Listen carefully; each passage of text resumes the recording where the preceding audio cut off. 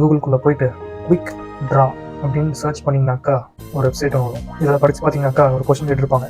Can a neural network learn to recognise doodling? Let's draw கொடுத்துட்டு draw cello. Cello என்னடா cello? Oh செல்லோன்னா வயலினா? Violin மாதிரி பெருசாக இருக்குது. ஓகே, ஒரு கோடு இது போட்டு காட் இட்.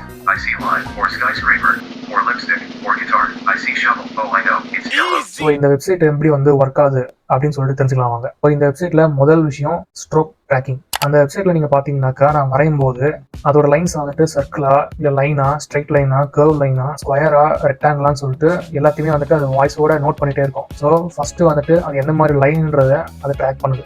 ரெண்டாவது பேட்டர்ன் ரெக்கக்னிஷன். நான் வரைஞ்ச மாதிரி எனக்கு முன்னாடி பல லட்சம் பேர் அதே டிராயிங்ஸை வரைஞ்சிருப்பாங்க. ஸோ அந்த டேட்டா செட் எல்லாத்தையுமே யூஸ் பண்ணி தான் அந்த ஏஐ கரெக்டாக நான் வரையறது கெஸ் பண்ணுது.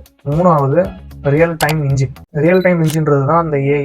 இதுக்கு முன்னாடி நிறைய பேர் பண்ண அந்த டிராயிங்ஸை கம்பேர் பண்ணி நான் இப்போ வரைகிற அந்த டிராயிங்கை கரெக்டாக ரியல் டைமாக நோட் பண்ணி அது சர்க்கிளா இல்லை ஸ்கொயரா, லைன்ஸா, அது ஒரு ஃபேஸா என்னன்றதை நோட் பண்ணி அது கரெக்டாக கெஸ் பண்ணோம். Continuous learning.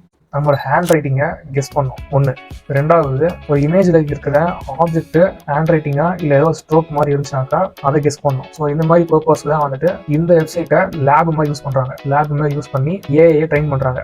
ஓகேங்களா? நான் போயிட்டு மறுபடியும் அந்த கேம் விளையாட போகிறேன். ஒரு பிளாக் கேட்டை வரையணுமா? I see finger or toe or flip flop or frog or alarm clock. I see mouse or monkey or bear or ant or mosquito. Sorry, I couldn't guess it. நீங்களும் try பண்ணி பாருங்க. பாய்.